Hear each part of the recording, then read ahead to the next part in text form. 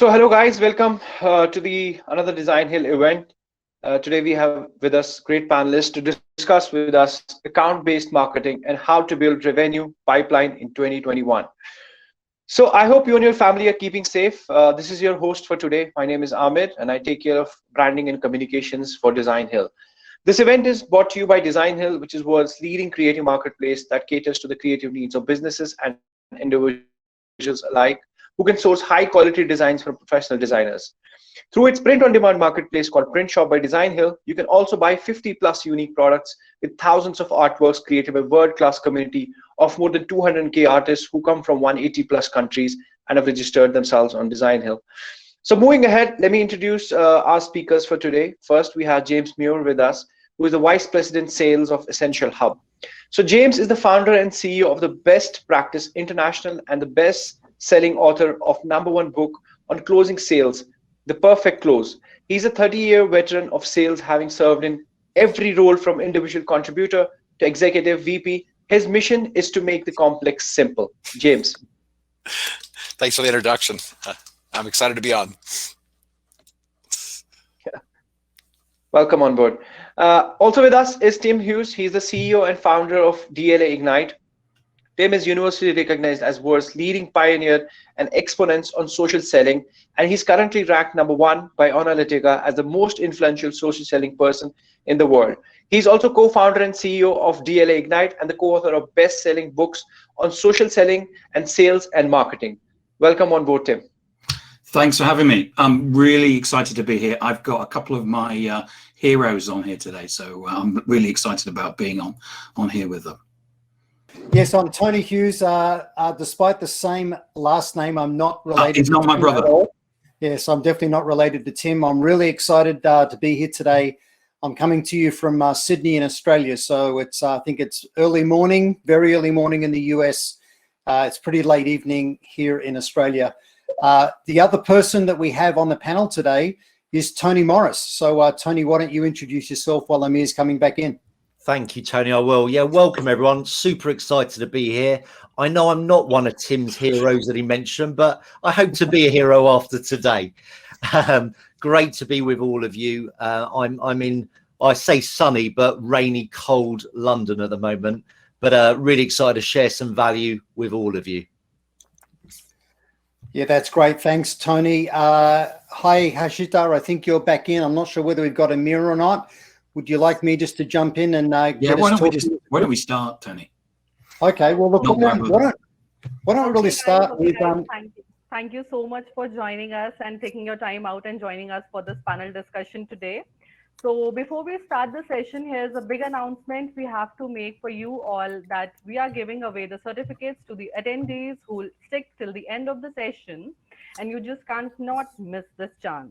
And also you can take the screenshot of this event, use hashtag Designhill events and put it on your Twitter stories with all the usernames, which will be shared in your chat section in a while. And you can just tag it, and one of the winners can have a chance to win a Print Shop gift card worth $50. So I think that is great. And on that note, guys, let's see what Designhill is all about, and then we'll be starting the session. Looking to get your boss to remember your name? Head to the world's #1 creative marketplace, Designhill. When my company promoted me to head up our latest real estate development project, I was excited, then anxious, then petrified. How was I going to hire the team, get the designs completed, and design beautiful presentation materials on our lean budget while impressing my bosses, some of whom are still learning my name? Good job, Mitch. My name's Lawrence. That's why I went to Designhill and got the design help I needed that fit within my company's brand guidelines. The process was simple. Designhill's design contest ensured I'd get a ton of results I'd love. Start by picking a number of designs that inspire you. This one's good, and that one. This one speaks to me. Then share some information about the project. Lastly, pick a package that fits your budget. Do you just want a logo, or do you want it all? Then, boom. I got more than 60 custom design options to choose from, as well as all the other graphic design assets I wanted.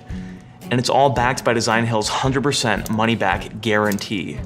If I don't find a design I like, I get my money back. You can't lose. Now I have what I need to make a splash at my meetings, with everything from business cards, pamphlets, posters, and more. It's real. Let the world know it's real and build your brand with Designhill. So let us start the conversation about the topic that we have today. And I like to ask the basic, pretty fundamental question first. And my question goes to Tony Morris, that, what is account-based marketing and how does it work? Yeah, so account-based marketing, in sales, you have hunters and farmers, right? Hunters, and they're very different roles. They're different areas of expertise. The hunter goes out to hunt for new customers, brand new logos. Farmers grow that account. And account-based marketing, in a nutshell, is about how do we leverage our client bank? How do we develop relationships within an account and grow and add value across that account in all the different maybe countries or sister companies they're involved with. And I think the key word there is value. What value can we bring to the table so that we can cross-sell or upsell our products or services to serve different areas of that account? That would be my definition of ABM.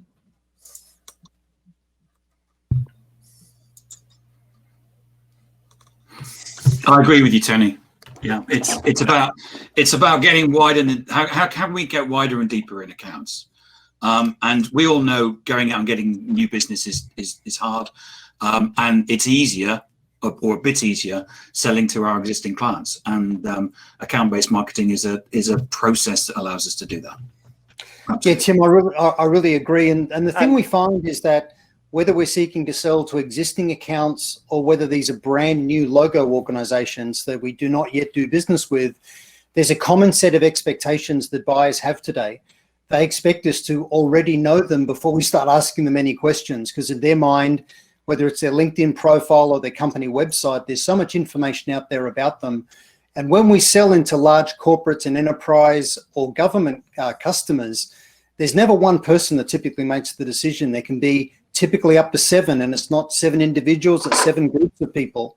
So the reason ABM is so important is that we map those people inside the organizations and make sure that we're targeting organizations that fit within our ideal customer profile, or if we're working our installed base, that we've segmented our clients and we're working where there's going to be the highest yield and highest propensity for success.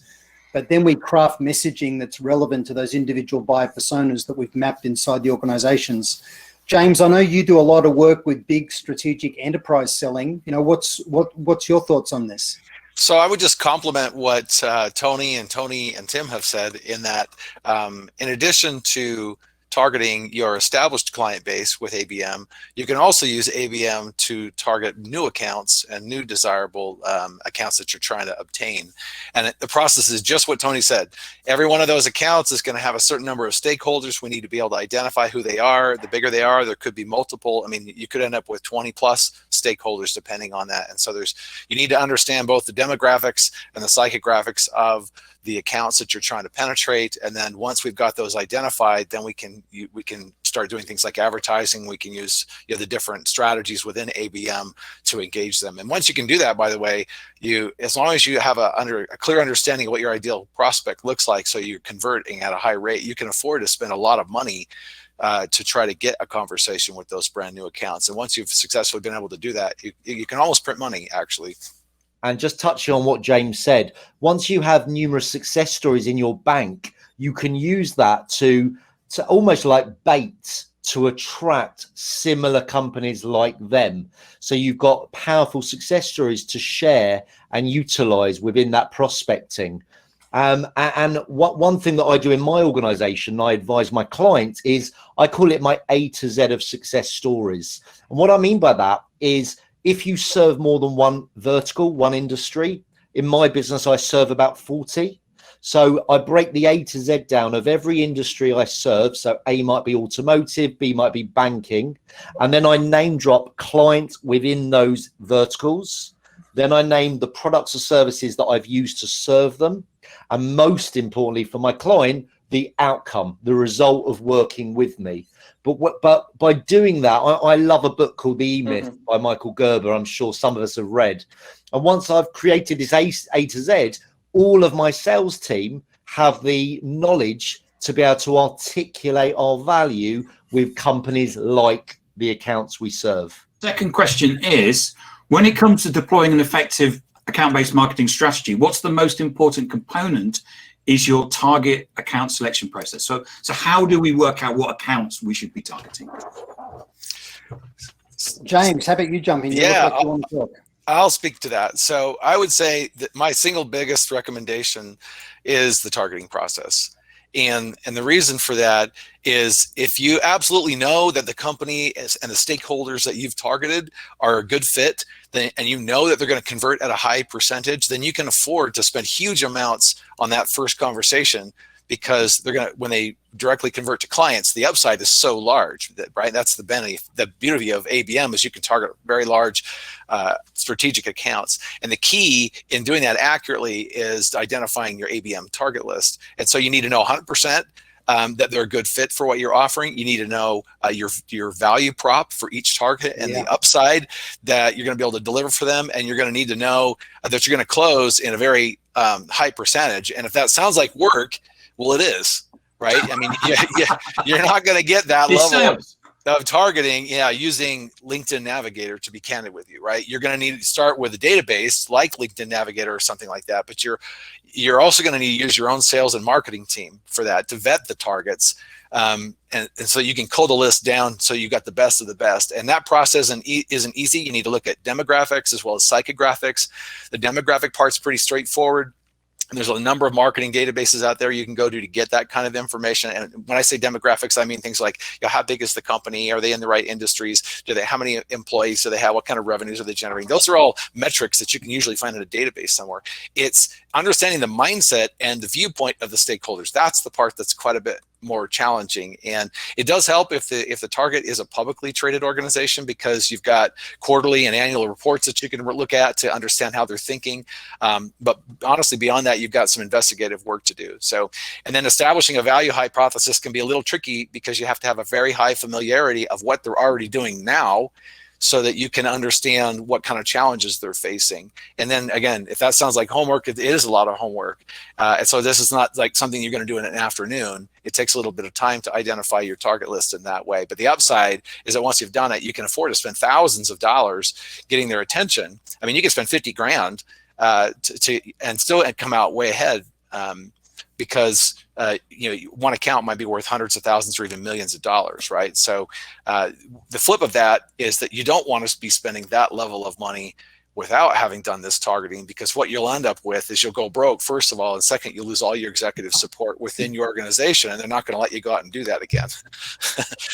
So I've added a couple of things in my notes, James. I think that's really brilliant.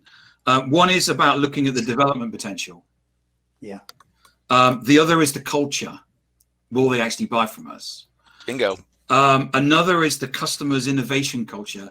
Are they willing to innovate with you? Is there a process where you can actually say, this is a great idea, what do you think? And really what you said about what are their hot issues. So I absolutely agree, yeah. What? Go on, Tony. No, after you, Tony, go for it. One idea I learned many years ago was from the great Brad Sugars, the founder of Action Coach. And he came up with this great, simple idea. It's really actionable, called grading. And he said, look for your client bank. Let's say you've got 300 clients, and grade them A to D. Your grade A's, right? Simple terms. These are people that pay you the most money or you just love to work with. Ideally, both. Your grade B's are your bread and butter. So they might be regular customers, but they're never going to spend the big bucks with you. Your grade C's are your one-off clients, one-off purchases. So in my world, they book me for one speaking gig. They have no sales team, and that's fine. And my grade D, and we can all relate to these are your dead clients. These are the people that pay you the least, but give you the biggest headache, right? We know who they are. Now, reactively, as salespeople, we take a choice. When we get a grade D prospect, do we want to work with them? We may turn them away, but we can proactively start targeting our future grade A prospects based on this research, because ultimately success leaves footprints. So when we know our dream grade A's, we've now not only got great success stories to back them up, and we've got a story to tell, but we know what our ideal client looks like, the brand, the persona, as Tony touched on. and we can then articulate our value proposition to the same sort of persona. Tony, I really love that. That's amazing advice for anybody watching this right now. You know, the thing for me is where account-based marketing tends to succeed or fail all comes down to the quality of the conversations we're trying to drive to these people once we've mapped them inside organizations. And that's why knowing our buyer personas is so important. And we need to really transform the way we engage. So the thing that marketing typically does is marketing's trying to push the company product solution message out to people very much as a pitch. What we need to do as sellers, and especially in the context of account-based marketing and account-based selling, is we need to build a conversation narrative that's about how that person in their role can improve results, both for their organization and for them as a company, and adopt a mindset that we're not after any potential budget they might have to spend. We're self-funding. We know how we can help them create the business case that self-funds what we're wanting to talk to them about. And what I find is that that's what typically gets them to lean in. It earns the right to have the conversation. If we just talk about us and what we do, we tend to get delegated away. We tend to get asked about our price. We tend to be compared with competition. But if we can talk about their opportunity to drive improved results in their role, and then how they can fund all of this, we can really earn the right to start to ask great questions and gain that engagement, and then get the referrals within the account to the other people to help them really gain consensus. Huge. I would say that ABM at its core is really about very precise, targeted messaging, right? The targeting aspect is figuring out who's going to get that message, and what Tony just spoke to is, now what are you going to say when you get to that person? And that's very unique. You need to do some homework to figure out exactly what challenges this organization and these individuals within that organization are facing, so that when we start crafting messaging, it's resonating with them rather than just, spewing benefits out that might generically benefit a whole industry. Absolutely. I mean, brochures don't start conversations, and there needs to be a mechanism for us to have a conversation with the person. We did at my previous company. We did some research. We had 66 salespeople. We had 7 salespeople that always made their number every year, 200%. And there was a number. We did some research in terms of what was it that made them what elements did they have, and one of them was that they usually knew 200 plus people within an account. And that's one of the things quite often that I agree with Tony Hughes about. If you look at the number of people making a buying decision today, I mean, Gartner will say it's 8 to 10. I'm transforming a supply chain software company right now, and they tell me it's 100 people. Wow. And the thing is, you don't know who those 100 people are. It's not like there's a list. I've got a spreadsheet and I can go down that list and basically cold call them and say, these are the people, and they're making a decision. You don't know who they are. So you need to actually have conversations with far more than 100 people. And I love what James said earlier on. If that sounds like hard work, it's sales. It is hard work. Well, you just nailed something really big right there, which is when you don't have a list and you have a hypothesis that you can help a given industry, we now have to extend. A lot of marketers, they tend to just sit behind the computer and they do all of their work behind the computer, and they're not actually reaching out to anybody. But yet, in order for us to actually understand who the targets are, you're going to have to do some outbound engagement to identify who the players are. That can be done sometimes at meetings and networking. That's been a little harder this last year because there's been a lot fewer of those, or they've been all virtual. So it's tougher to get that networking part done. But that's one of the key ways you identify who the stakeholders are and what their attitude is towards the solution, right? So that we can get that messaging nailed down. Just to add a couple of points to this is amazing conversation. I really like Tony said, you've got to earn the right, and no one likes commission breath, right? So it's about how do we serve and add most value. And I think when we're speaking to potentially in ABM, different contacts within an account, we need to be able to articulate our proposition, our value proposition. And a lot of people struggle with what we call the USP. I'm not a big believer, and I'd love to get your What's guys. a USP, Tony? Unique selling points. And actually, forgive me those who haven't heard the term, but I actually don't like it, because if you think about it, the USP, who's it serving? It's serving you as a salesperson, not your client. I believe it should be a UCB, your unique client benefit. So it's unique in the market, but it benefits your client. And if any of you listening are thinking, right, how do I know what my unique client benefits are? Ask your clients. They bought from you. Ask them why they chose you. Interview them, learn from them, and use that narrative when you're reaching out to buyer personas like theirs. I think that's really key. I'd really like to hear what Tony and Tim had to say about this, but I'm just going to throw in here, when you're engaging corporate level accounts, you got to understand that the value props that you're using they're very simple, guys. It's a metric, it's a direction, and it's magnitude. You know, a metric like accounts receivable or revenue or net margin or EBITDA, and then is it going up or is it going down? That's the direction. And then magnitude is how much. And then corporate buyers, there's kind of three things they look at. They look at muchness, soonness, and sureness. Muchness is how much am I going to get as a return, right? Then they're going to get soonness, which is how fast do I get it? And that's been like last year, because of COVID, people were only looking at short-term gains, right? That's the things that they were looking at. And the sureness is how certain am I to get the return that you're promising? So any kind of messaging that we're going to do, at least targeted at executive buyers, is going to need to include those three elements at the very least. But I'd love to hear what Tony and Tim James, I love that. I mean, that's to the point. The thing that I see about so many messages is that everybody goes to market and says, buy my product because it's great. And if you look at any products out there on the marketplace, they all look the same. And so you've got this situation where we know things a lot about our products, and the buyer knows very little. And what we do is that we talk to them at a completely different level.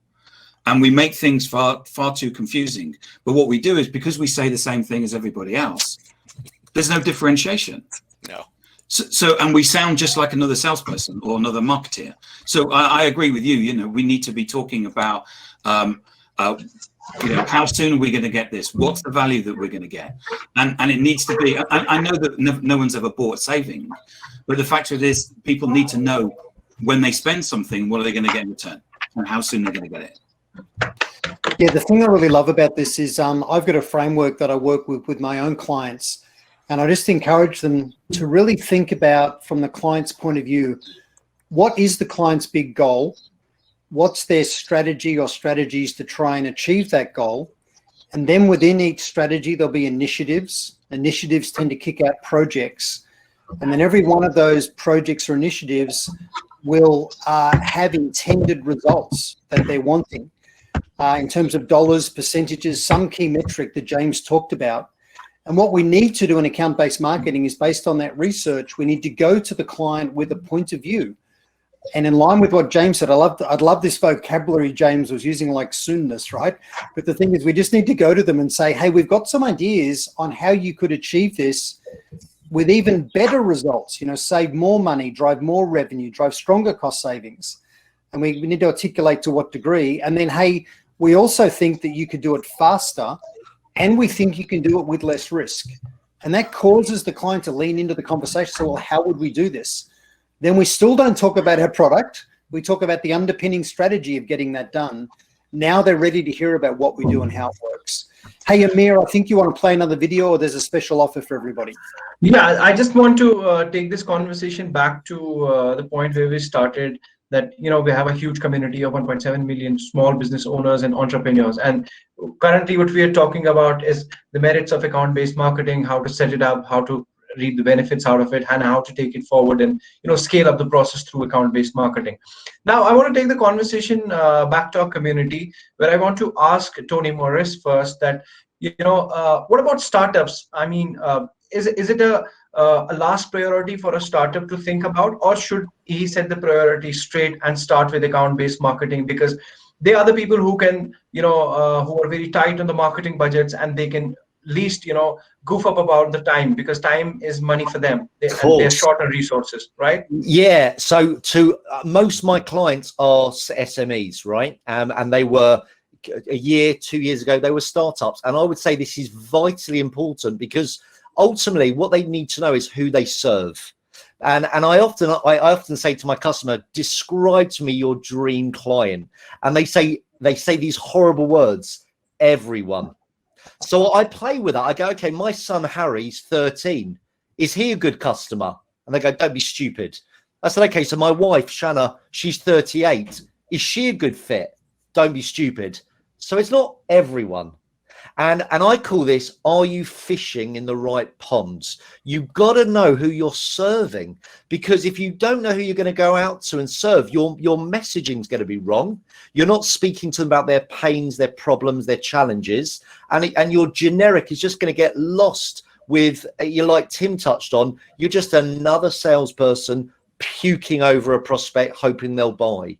If we don't know who we're serving, we cannot articulate our value prop to that audience. So I would say it's absolutely vital, whether you're a startup or a corporate, know who you serve, know how you add value, know the problems that you minimize or reduce or eradicate, and articulate the messaging accordingly. That's absolutely correct. And I want to take this conversation and build on it further and ask James that, we clearly understand that, profiling your customer is important. And I heard about you talking about personas. So how do a startup or an entrepreneur or a solopreneur, how do they find that persona initially? I mean, it's not just family and friends who validate their concept. The persona has to be beyond that. Who's the real customer who's willing to pay, right? Sure. So I have some ideas there, and there's kind of two different approaches depending on how established your business is. But I think Tony can contribute well on this one as well.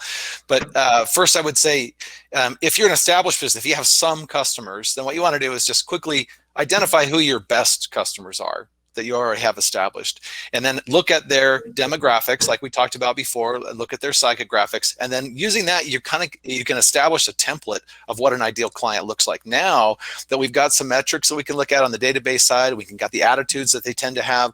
Now we can go out to the market and we can look for people that have similar demographics that we've looked at and psychographics, right? So that's easier. If you're a startup, that's considerably more difficult because you don't have any of those metrics to work with. So you're going to have to create a hypothesis. You're going to have to guess about what you think the target market is. And what I would suggest is you spend a little time, something triggered you to develop your product or your solution to begin with, okay? So you want to look at that process and look at the problems that you solve. What are the problems that you solve? And because just say it simply, problems are markets. Okay, problems are markets. So if you can identify the problems that you solve, then you go out and look and see, all right, what industry, what companies, what groups of people have the problem that we solve, and who has those problems in the biggest way. Then you can use that as a startup to try to identify the target accounts that we're going to go with and engage with our ABM. Okay, Tony, please go ahead and add value to that. The thing that's critically important, especially for a startup business, is to have absolute clarity about the problem you think you solve. And the size of the problem that we solve determines the size of the purchase order that someone's going to be willing to give us. And once we've got clarity about the real problem we solve, then we've got some clues about who the people are inside the organization that actually care about that problem. And that's really the beginning of thinking about ideal customer profile and then the buyer personas. And then the next layer with this is build the right conversation for the right person, going to the CFO and saying, hey, I've got some ideas on how you can improve customer satisfaction. They don't care. They just don't care. But if you say, hey, I've got some ideas on how you can reduce the cost to serve so that it improves margins, they care about that. So we've just got to make sure, what's the problem we solve, who owns the problem, who cares about it, and how does solving it monetize for them? Think about how it monetizes for them before we start getting excited about how we think it could monetize for us. That's great. So Tim, would you like to add more to it? No, I was just agreeing, but doing it on mute just to. No, I totally agree with Tony, and Tony, please go ahead. You can use account-based marketing for small businesses. And it's just about making sure that you're getting the right, the organization. I agree with Tony that you can't just go out and try and, you're going to market. If you're a small business, you are going to try and market to a lot of people, but you can't do that. You can't boil the ocean. So yeah, I'm going to come back to you. I'll ask Tony to add to it, and I'm going to come back to you, Tim, and I'm going to ask you how important the CLVs and RLVs are an important component of account-based marketing. But first, I'll take Tony's opinion. Yes, going on Tim's point, you'll burn, especially for small startup businesses, you're going to burn through your marketing budget very quickly if you try to target everyone, right? And the buyer personas is obviously key. But what James and Tony were talking about was solving problems. And for your listeners that are thinking, why are we just talking about solving problems? Psychologists have proven that people buy for two reasons: avoiding pain or gain pleasure. And they've also proven that avoiding pain is 4 times more of a motivational pull than gaining pleasure. So our messaging, our narrative has to be about the problems we solve, the challenges or issues we minimize or reduce, because they're 4 times more likely to take action than if we just focus on things they're aspiring for or goals they're looking to achieve. I think that's a really important point, for your listeners. That's correct. And Tim, would you like to elaborate more on it? And I wanted to ask you this question: that how important is a customer lifetime value for initial and specifically for a small business owner when he starts up, because they majorly bank on word of mouth, and how important is that as a component of account-based selling or a sales strategy as a whole? Well, I think that word of mouth has been the great marketing tactic that you can use and has been around for centuries. Anybody that goes around says that Tony Hughes is brilliant, Tony's going to want people to say that, aren't they? So so any business is going to want that. So the thing about account-based marketing is that you are going to be growing the amount of money that you're going to get from a particular account. I don't actually like looking at it from that way, but you could say we're going to be generating value for that organization. But as a business, you're there to generate revenue and you're there to generate profits. And if you can find businesses that are going to keep giving you that enables you to give you the startup money that you need. So, for example, there's 2 ways you can go and you can fund there's a couple of ways you can fund your startup, but one of the ways is to go out and get new business that constantly requires you to keep selling and selling and selling and selling and selling. Whereas if you've actually got some existing clients that you can work with, that gives you an element of funding that that you're going to get month after month, and that's really important as a small business. That's great. And I'm going to take a very short break. But before I do that, I want to take this one small question to James. And I want to ask him that, what about upselling? I mean, how important is upselling when you are banking on your particular, basket of customers and you want to make maximum out of? Because if you go back to the Pareto's principle, we know that, the 80% of revenues come from your 20% of customers. So could you please elaborate more on upselling and when to know that your customer is ready for upselling, and what are the ways to get him to upsell? Sure. Maybe actually, I just wanted to amplify what Tim said a second ago. Yeah, please go ahead. And I think the whole audience, maybe if we zoom out a little bit, is just understand that ABM can save money. Okay, because it's about getting precision messaging to exactly the right stakeholders. It's using the same generic message across all stakeholders. First of all, like Tony said earlier, if you're selling to everybody, that is a huge waste of money. So for you to be able to target exactly who you're looking for and getting the exact right message to the right person, and then the message needs to resonate. So we're not going to use we're not going to sell an IT message to a CEO, because that's not how they think. So if you understand that little bit of planning and then having the right infrastructure to do this ABM will save you a ton of money on your marketing.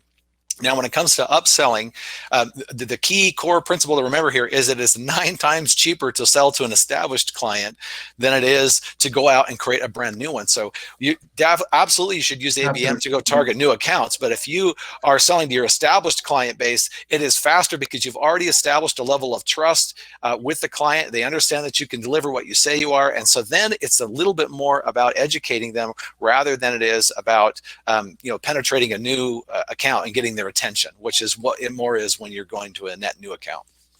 So Tony Morris, please add to it.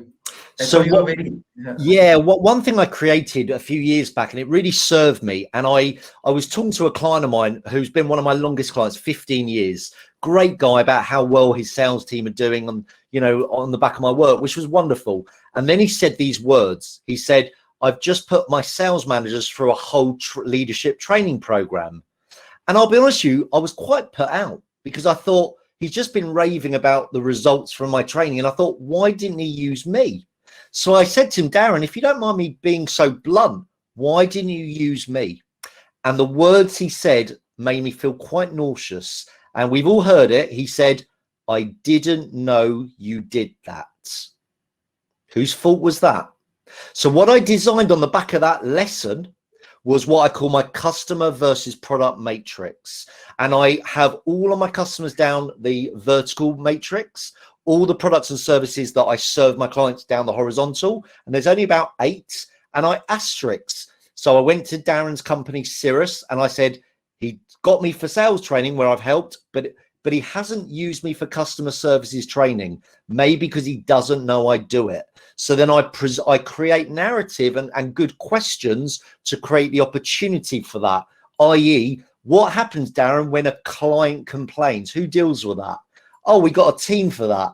And what have you invested in that team to make sure they retain your clients? Nothing. Darren, I can help.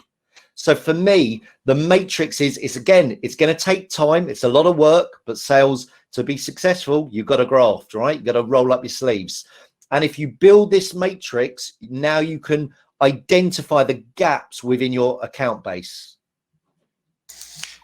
Now, Tony, what that kind of gets us to, though, is what are the channels that we're going to use to deliver that message and create that awareness? So I'm just kind of curious what Tim, Tony have seen in that department. Yeah. Well, the thing today is we need to use all the channels, right? So we need to go and be where our customers are. I've just got a new book coming out myself. One of the things I say in the book is that the future of selling is where technology enables buyer sentiment to meet seller relevance, right? And this whole idea of, for example, monitoring for trigger events, things that go on that create awareness of need in the mind of the buyer. And one of the things I really admire about Tim Hughes, and I'll get Tim to talk about this, is we live in a digital first and an omni-channel world. Yeah. Most buyers' journeys all start online, and certainly then, or maybe prior to online, within their trusted network of people they have good relationships with, but they very quickly start to seek social proof. So, our website, the case studies that others have talked about today, LinkedIn is incredibly powerful, right? So we need to use all of the channels all of the time, because we don't really know typically what channels are preferred by our clients until they become a good client and we get to ask. So we need to nail the right message to the right buyer persona, and then go at what would typically be the preferred channels, but go at them in all of them. Tim, I'd be really interested to hear your view. I know it's an area of strong expertise that you've got. Well, you know my view. I mean, the buyers move to social media. They're on digital. 55% of the world's population are now active on social media. So if you're in, across the world, the people that we're talking about will be there. And it's a great way for you to get people to know you, like you, and trust you. And it's you can do it at scale. So it's a great place. And all, if you're a startup or if you're a big company, you need to be on social. But that's not about, going back to what we said before, going on there and basically pitching your products and services. That's just cold calling on a social network. What we need to be doing is that we need to be building relationships. And that's not by pitching to people, because you'll find you won't get very far by doing that. Yeah, and the most powerful thing we can be doing in social media is using it as a research platform. Yeah. And using it to monitor for trigger events. Because if we've got a great client and they leave their organization and go somewhere else in their industry, we should congratulate them and follow them into this new organization. So that's the first domino, but there's another domino that falls behind that. They get backfilled either internally or with someone external that comes in. We need to build a relationship with that person to manage our own account risk before a competitor follows that person into our existing accounts. And it's an opportunity, not just to manage the threat, but to elevate the engagement, to contact this new person and say, hey, congratulations on the role. I've got some ideas about some quick wins. I was working with your predecessor on a couple of ideas. So we go get a meeting there. As we build that relationship, we say, hey, you came from somewhere. Would it make sense for us to also talk to them? So this thing of trigger events within our accounts, that on its own will create an enormous amount of opportunity for people. And if we focus on relationship-based trigger events, there's something magical that happens. We're combining relevance with trust. We're starting with trust in an existing relationship and with relevance, right? So it gets us going quickly. It's the fastest path and it's the highest probability to revenue. Absolutely correct. So guys, I'm sure all of you are enjoying this conversation, and I love the way that we are able to add value to each other's conversation, and then we are trying to complete the circle in terms of touching more different topics, and really taking it through the basics and then adding different channels into it and the aspects of the account-based selling. So but we do have to take questions from the audience who is present here, and I'll have to take a short break. Meanwhile, we compile the questions and we get back to you and ask the questions to each our panelists today. So stay tuned, guys. We'll be back.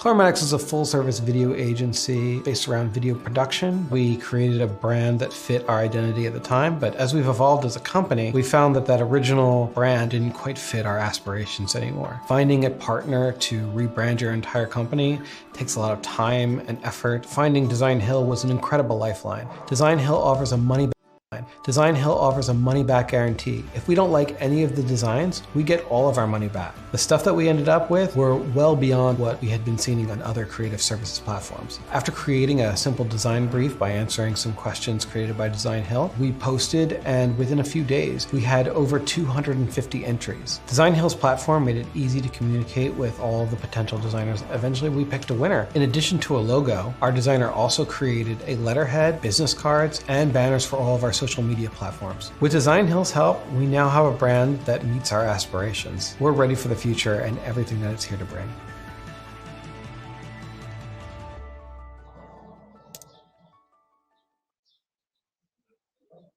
So welcome back, guys. Now I want to take questions which our audience has sent us over the promotion of the events, and they wanted to ask a couple of questions. I'm sorry, we will not be able to cover all of them, but we'll touch upon the basic ones and the questions which can encompass more than a couple of questions that you guys have asked.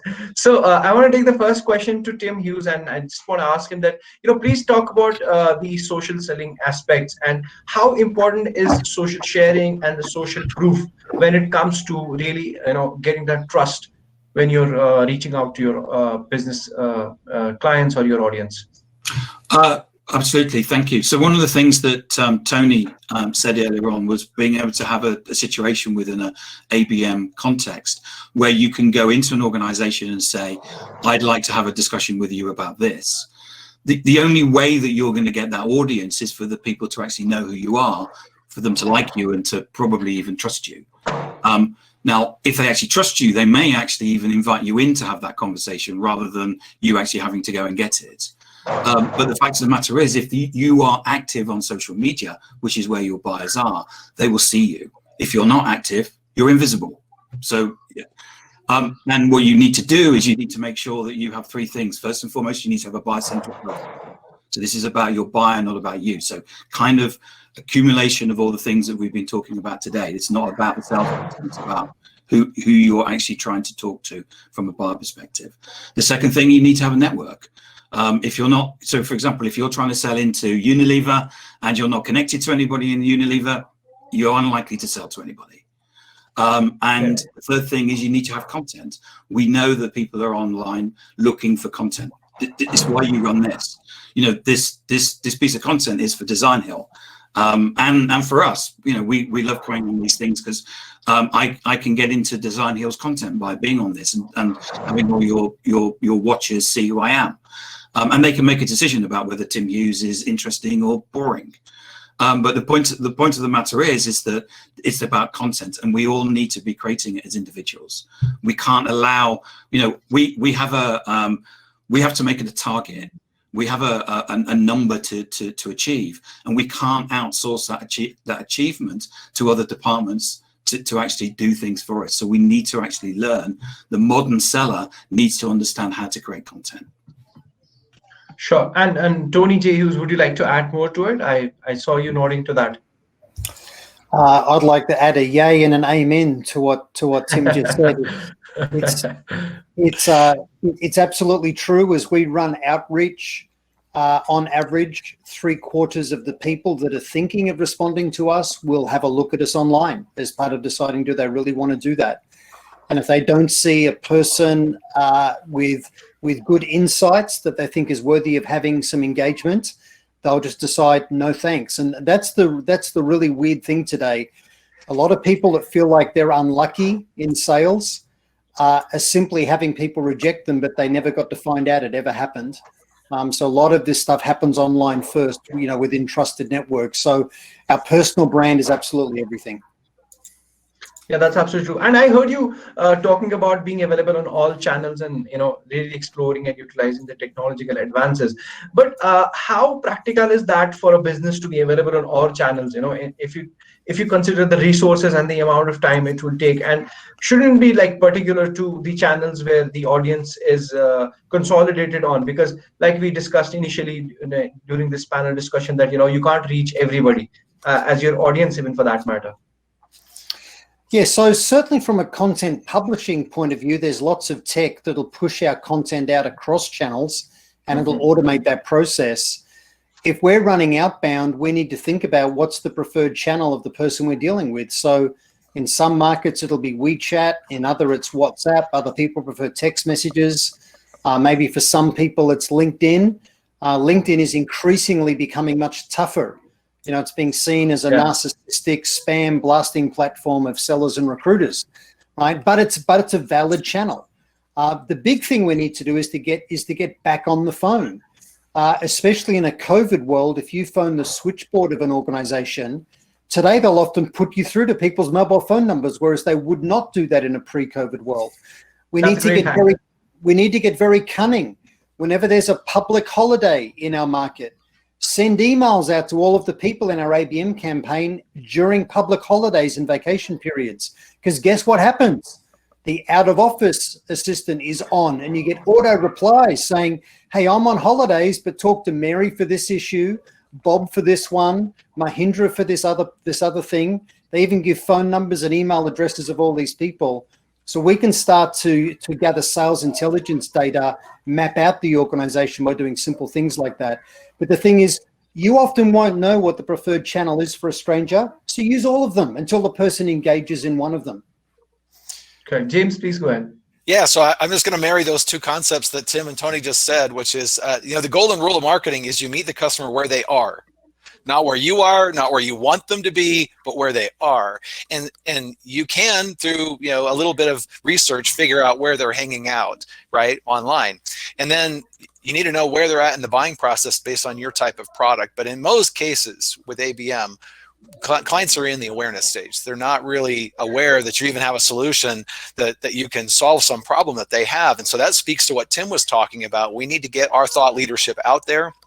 It's important that we're building content and make them aware, hey, a lot of people in this industry have an X challenge, right? Or a lot of CEOs or CFOs tend to have this challenge right now because of COVID or whatever it is, right? What happens then is that the customer is going to say, oh, wait a minute, do I have that problem, right?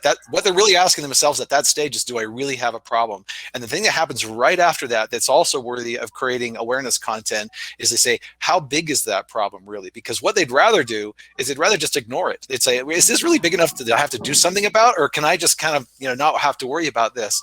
And so us helping the customers walk through the scope or the size of the problem that they have will create the urgency that will cause them to act. And we can do both of those things, awareness and of helping them define the problem, as part of our awareness, again, to whatever channels we're speaking to. And like Tony said, at first you're going to have to use all the channels, but over time you'll figure out which channels they're responding to. And I've worked with organizations that they're just not well represented on LinkedIn. Now that's not usually the case, right? LinkedIn is probably my favorite channel by far. But if they're hanging out on Snapchat, I'm just throwing that out there, then that's where you need to go, right? Because the rule is you meet the customer where they're at. Perfect. And Tony Morris, please go ahead. And at one point with that, this is some great value being shared, that when you know your ideal buyer persona, and you see, for example, they're hanging out on Facebook. I'll give you an example. One of my niches is real estate. Yeah, estate agents in the UK, real estate around the world. So I built a Facebook group on Facebook called Heat, helping estate agents thrive. It cost me nothing, But within 3 months, I've now got 600 estate agents consuming my content. I make sure I pump out content every day. I delegate it to my PA to do it. But it, as Tim said, it's my content. I can't pay someone to do that because it's coming out of my head. But I know it's value, and I give 90% of value, and then 10% I might have an offer just to serve that audience. But as long as it's that way around, 90% value, 10% an offer to help serve that audience, and start to build maybe social media groups that only communicate to your niche and serving that niche and solving their problems. And let me just add that it's not as difficult to be in all the channels as you might think, right? I probably, to someone who's new here, who's thinking about doing ABM, is probably thinking, oh my gosh, this seems so big, I'm gonna have to boil the ocean in order to do this. But the truth is, you really don't. Once you create the concept, right? It's like, this is speaking to Tony's messaging that we talked about earlier. Once you've created the message, you're really just reformatting that message in several different ways across all the different platforms, guys. So it's really not nearly as much work as you think it is. And I mean, I can take a single piece of content in the morning, and literally within 15 minutes, I can have it on a dozen different platforms out there in cyberspace. And then not only that, but that same can be worked into direct mail. It can be worked into other types of ABM-ish, right? If you think about ABM, it's just a series of touches, right? And so once we define who's going to get those touches, then we get to say, all right, what are the touches we want to do? And a lot of that will be online, right? It's certainly the most affordable, but some of those might all be higher, more expensive. They might be direct mail, or they might be a 3-dimensional mailer or something like that. All of those things can work. But the core of what I'm trying to say here is it's not as hard as you think it is, because you're essentially taking the same message and you're just reformatting it across all the different platforms. And there's even special software tools out there that can help you do that in literally minutes. So I'm sorry the time doesn't permit, but I would like to have asked more about the tools and the ways that you suggest to go on all the channels. And then there are some comprehensions in terms of that, same content doesn't appeal on all the channels, given the format and the kind of audience that we talked about is unique when it comes to different channels. So we'll certainly talk about those topics in the future sessions, and we'll have a one-on-one session with a lot of you in future as well, where we can touch upon these topics and connect more to it. So meanwhile, guys, we are dropping the social handles of all our panelists in the chat section. Please go ahead and follow them. Since the time is limited here, you can ask them the questions there, and they'll be happy to answer you all. And before I go for the outro break, I would like to ask each of the panelists for their last sentence message to our audience who's present here today, and the people who are going to watch it later on our events page and our YouTube channel. Tony Morris, please go ahead first. You're muted. I'm sorry. You're muted, mate. Sorry, better. Sorry. My message is this: understand the problems you solve, understand who you serve and solve those problems for, and deliver the right message in the right platform to the right audience, and you will have major success in whatever size business you are. Thank you so much. Tony J. Hughes, please. When it comes to account-based marketing and account-based selling, without doubt, the single most powerful thing that will deliver awesome results for you is monitoring relationship-based trigger events in the accounts you're targeting. It's the single most powerful thing. James. I would just echo what the Tonys have said, and that is that when you get right down to it, the single most highest leverage strategy that you can do is targeting and understanding exactly who it is that needs to hear your message. Don't just start spewing out messages to everybody. If you're really precise about that, not only will it save you money, but it's way, way, way more effective. And Tim. Yeah, the days of throwing a white paper into a bunch of strangers is over. There are tools like LinkedIn. It's got 725 million people on. You know who your clients are. You can go and have conversations with them. And brochures don't create conversations. You do. Absolutely right. And thank you so much, guys, for being present here today. And my thank you goes for the panelists and the viewers who took out time to be present in this great conversation and asked this question and shown us much love in the chat section and really build up the conversation. So this was indeed a value-packed session, and I hope everybody enjoyed the discussion. So this is not where it ends. We have a lot more events lined up, like I said. So if you guys are interested and haven't registered yet for our upcoming events, we are putting the link in the chat section. You could just go ahead and register for those events. events. And to stay updated with events like these, you can follow us on LinkedIn channel, and you can suggest us topics and the speakers you want to hear from. We're putting in the LinkedIn link in our chat section here. You can just go us, follow us, message us whom you want to listen to and what topics you want us to cover. And to watch this session and such other wonderful event that we have already covered, you can go to our YouTube channel of the link we are dropping in the chat section. And for all the designers and artists who are listening to this and wish to be part of this thriving design community, they can join us on Designhill. And for all the small business community and entrepreneurs and solopreneurs who wish to take advices from such great panelists who take out time for you to give you valuable advices. Otherwise, you'll have to have, buy their books, which are costly. This is entirely free, right? So they're giving you the crisp advices from their books, from the lifetime of their work and their experiences here. So please go ahead and derive value from it. And on that note, I would like to say bye to everyone who joined us here today. Take care, guys, and stay safe. Bye.